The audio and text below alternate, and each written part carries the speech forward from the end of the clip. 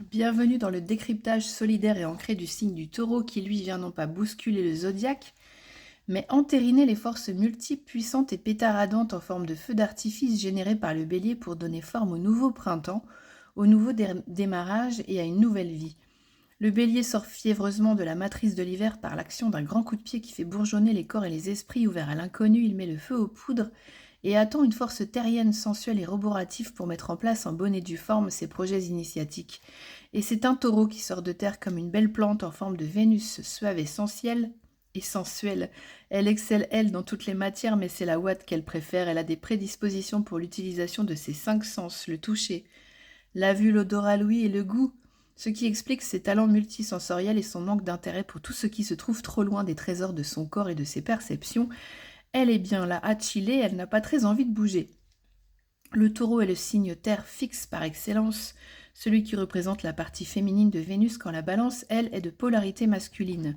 Le taureau modèle la terre, crée des figurines d'argile pour incarner les idées lumineuses du bélier. Il forme, il matérialise, il manifeste et fertilise tout ce qu'il touche. Tout le champ lexical lié à la terre, à la sensualité, au plaisir de toutes les chairs y passe. Un taureau conjugue sa vie avec le verbe aimer. Accroché comme une moule à son rocher, à cette Vénus qui lui confère moult qualités de beauté et de manifestations esthétiques et plaisantes. Le corps du taureau est un corps plantureux et généreux qui s'expand, qui prend sa place et qui manifeste son goût pour la vie et ses bienfaits. Par extension, la mission d'un taureau avant le massage, c'est les travaux des champs avec force labeur, le sens du devoir et le respect envers la nature, du temps qu'il faut pour la cultiver, planter, arroser, éclairer, attendre et récolter. Il est pragmatique et patient, mais surtout il veut du résultat concret, de la monnaie sonnante et trébuchante. Il veut voir pour croire et l'accumuler afin de mettre de côté pour venir pallier au manque en cas de disette ou de famine.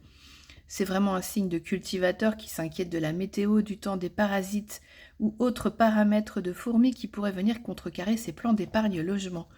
Le revers de sa médaille d'or liée à Vénus, la petite bénéfique, c'est une assise solide, un enracinement à ses valeurs familiales qu'il traînera avec beaucoup d'attachement, d'ordre sentimental ou matériel, l'empêchant de lâcher prise sur une idée, un axe, une situation qui aurait pu évoluer en sa faveur, se bonifier avec le temps. Par fidélité à son passé et aux personnes qui l'ont peuplé, il peut se buter et stagner. Par instinct de survie, un signe fixe discrimine, élimine tout ce qui détonne de ses habitudes, convictions et goûts ancrés et qui pourrait le faire changer d'avis, c'est naturel chez lui. Et c'est ce qui crée sa stabilité, sa structure bien charpentée, son côté rassurant et moelleux contre lequel on peut aussi venir se cogner si on déroge au respect de sa loi de la fixité. C'est pourquoi l'axe taureau-scorpion ou maison de 8 est difficile à vivre et à appréhender parce qu'il touche au domaine de son corps et de ses avoirs qu'il perçoit comme une force vitale, que l'esprit du scorpion vient menacer parce que lui connaît la loi de la résurrection et du deuil à faire pour pouvoir renaître de ses cendres. Le taureau passe facilement de l'extrême sensibilité à de la peur intense, de la joie à la détresse, de la vie à la mort. Ici, on a l'axe d'Eros et Thanatos. Donc, il y aura une histoire de choix qui sera vécue comme cornélien dans notre axe du taureau-scorpion, une difficulté à laisser mourir quelque chose, à arrêter quelque chose pour de bon, afin de laisser la place à un nouveau cycle, à une renaissance de soi.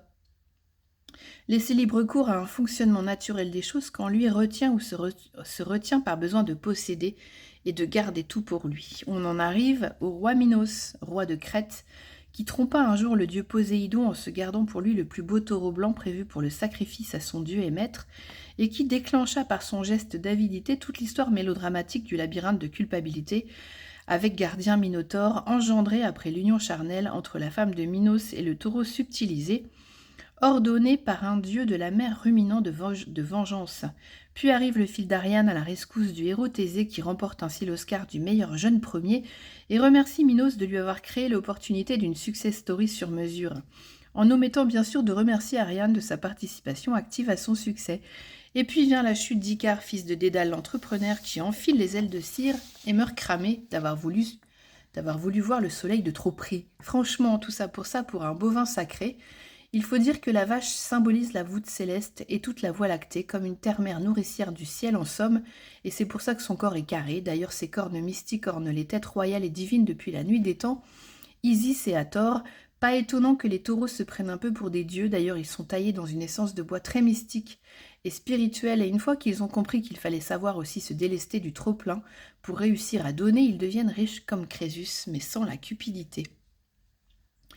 Moralité, petit taureau plein aux as d'atouts sensuels au début tu auras, puis viendra le moment d'affronter le monstre de ton labyrinthe de culpabilité pour lâcher du lest et donner du mot à tes aspirations divines et spirituelles élevées sans venir te brûler.